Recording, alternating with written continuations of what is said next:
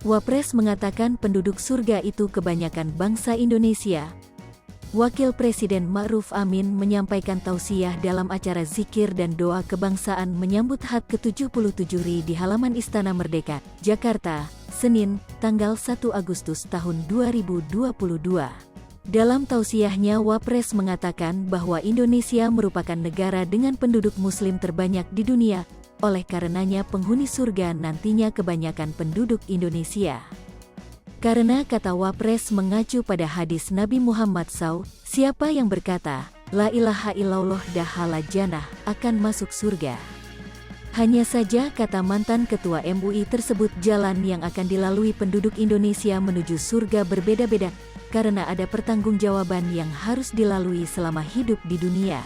Dalam tausiahnya juga Wapres menjelaskan mengenai nikmat kemerdekaan yang diberikan Allah SWT selama 77 tahun kepada Indonesia.